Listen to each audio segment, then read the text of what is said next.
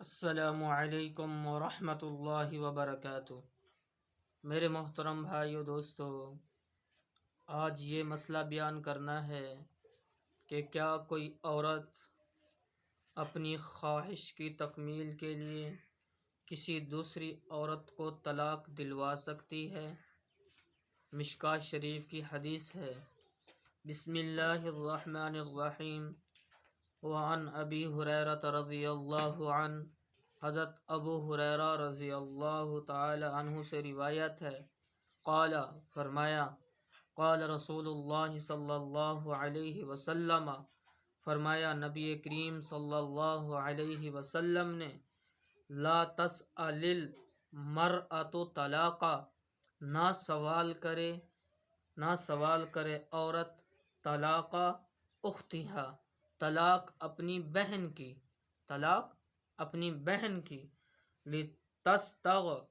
لتستفرغ صحفتها، تاکہ اس کے پیالے کو خالی کر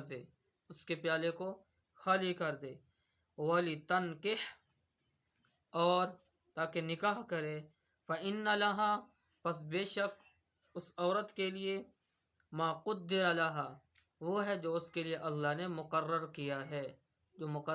کیا ہے، رواہ بخاری و مسلم۔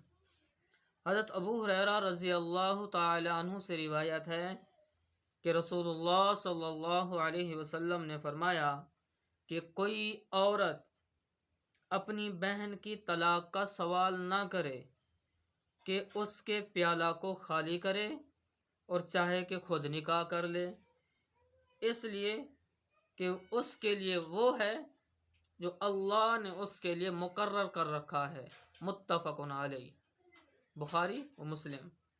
یعنی آپ نے فرمایا کہ کوئی عورت بھی اپنی بہن کو طلاق نہ دلوائے اور اس کا پیالہ وہ خالی کر دے اور خود جو ہے وہ شادی کی خواہش رکھے۔ ہاں، تو اس کی مثال یوں ہے کہ فرض کیا جائے کہ زید شادی شدہ اور خالدہ اس کی بیوی کا نام ہے۔ اب زید کسی دوسری عورت مثلاً زہرہ سے بھی شادی کرنا چاہتا ہے، لیکن زہرہ کہتی ہے کہ میں تم سے شادی تب کروں گی کہ جب تم اپنی پہلی بیوی یعنی خالدہ کو طلاق دے دو۔ یہ بات بری ہے۔ وہ 2 شادیاں تو کر سکتا ہے، لیکن یہ شرط رکھنا